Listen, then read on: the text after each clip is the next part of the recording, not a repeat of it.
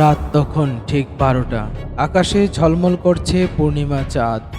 সারা গ্রাম ঘুমিয়ে, কিন্তু গ্রামের বাইরে গভীর বনে দাঁড়িয়ে আছে এক ভীতিকর প্রাসাদ। কেউ বলে ওখানে নাকি একসময় রাজা হরিপাল বাস করতেন। তার একমাত্র কন্যা ছিল মায়া, অসাধারণ সুন্দরী কিন্তু রহস্যময়ী। বিয়ের রাতেই সে নিখোঁজ হয়ে যায়। কেউ জানে না কি হয়েছিল। শোনা যায় প্রাসাদের একটি ঘর থেকে মাঝে মাঝে কান্নার শব্দ ভেসে আসে। এইসব কথায় কান্না দিয়ে শহর থেকে আসা সাহসী তরুণ রাহুল ঠিক করলো সে রাত কাটাবে সেই প্রাসাদে। লোকমুখে গল্প শুনে তার কৌতূহল আরও বেড়েছে। সে ক্যামেরা, টর্চ আর কিছু খাবার নিয়ে বেরিয়ে পড়ল। পথিমধ্যে গ্রামের কয়েকজন তাকে সাবধান করল, যেও না ওখানে, কেউ ফিরে আসেনি। কিন্তু রাহুলের জবাব ছিল, ভয়ের জিনিস বলে কিছু নেই, সবটাই কল্পনা। প্রাসাদে পা রাখতেই বাতাস যেন ভারী হয়ে উঠল।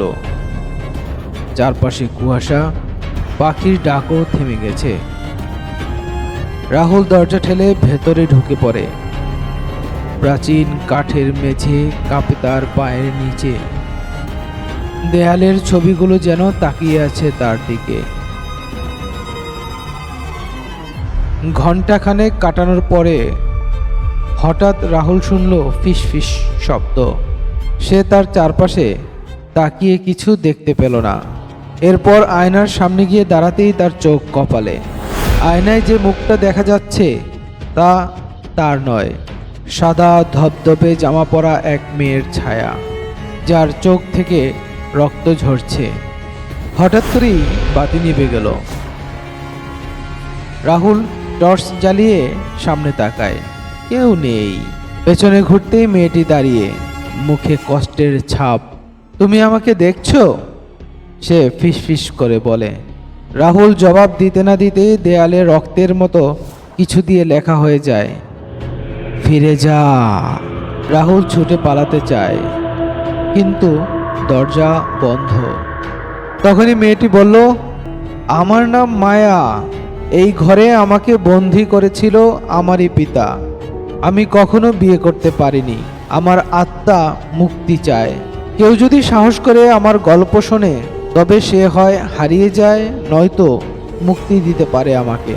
রাহুল চোখ বন্ধ করে ধ্যান করে মায়ার জন্য দোয়া করে। কিছুক্ষণ পর হঠাৎ হাওয়ায় ঝাপটা, সব নিঃশব্দ হয়ে গেল। দরজা খুলে গেল ধীরে ধীরে। রাহুল দ্রুত বেরিয়ে এলো।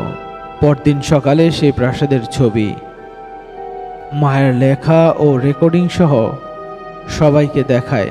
অনেকে ভয় পায়, কেউ বিশ্বাস করে না। কিন্তু এরপর থেকে প্রাসাদে আর কোনো কান্নার শব্দ শোনা যায় না।